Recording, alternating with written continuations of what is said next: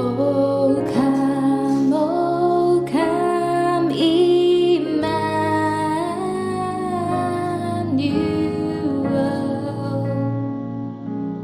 and ransom captive Israel,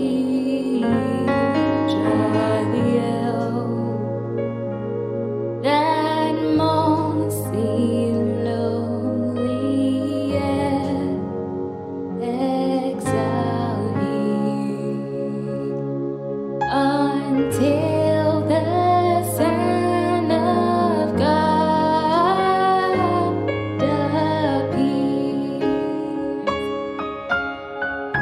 The world barren of love, chasm too wide for your eyelids to dance to his very breath. The God of stillness for once couldn't still the cravings in his heart just because we were his cravings. The cravings were so intense that mere mortal beings could take the reins of the thoughts of the Almighty God. His heart knew unstableness when you and I were a mess. We started by desiring the forbidden as to be eaten, an act which insinuated to the entire universe how shallow our trust in God was when we are faced with the serpent's wiles right from the very beginning. A mess our God carried on his shoulders to resolve when you and I never sought to resolve what ought to be done by us by default.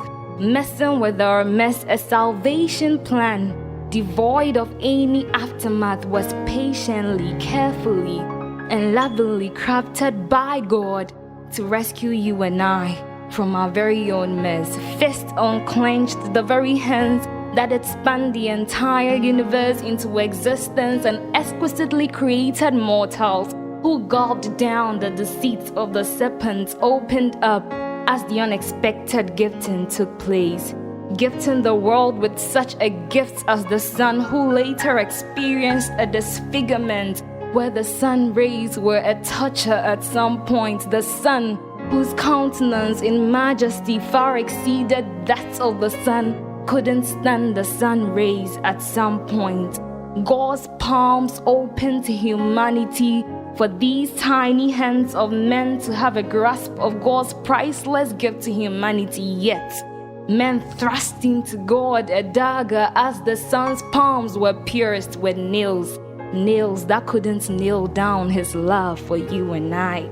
Stars radiating with beauty that will be concealed in words. In an attempt to describe with words, Jesus was born, respiring in an atmosphere filled with the smell of a hay, and incapable of issuing a command. He commenced his mission on earth, even in the state of frailty, by pulling men to himself way before he was lifted up on that cross. A night which revealed the skeleton of a GPS as the wise men came to Jesus' abode by following a star. Plunged into an atmosphere of excitement and enjoyment, you and I walked in oblivion of Jesus, the essence of our celebration, and the Father's intent on gifting us with his only Son. Firmament in awe of how a manger could be the King's grand entry to earth, my heart is flooded with the thought of how the bleats of the sheep and the mooings of the cows were his welcoming band. Susceptible to his very own creature's mosquitoes, he still resorted in coming as an infant, which is a form of vulnerability in itself. The Father's palms never turned into a clenched fist when men wanted to eliminate the gift. The Father never had a second thought when we had wanted to sabotage the gift. His arms grown numb from opening to the very beings who had chosen damnation over life right in Eden. Didn't the accuser tell him how our lives to make his in every second of our lives? Didn't he know that we were a lost cause? Didn't he know that I was a lost cause, far from deliverance, entrenched in the quagmire of hopelessness, with no ounce of strength to pull ourselves out of the mud? God's palms open with hope for you and I to hold on to his salvation. Even as his palms opened to gift you and I with the gifts as the Son, His very palms will open on the last day to receive souls whose lives will give relevance to the sun.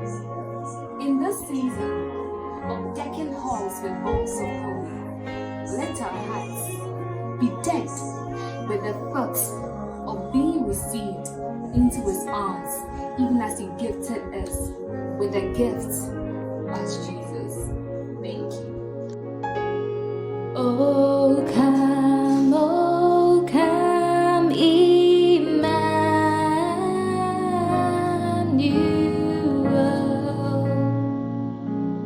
and ransom captive Israel, that most lonely exile ye until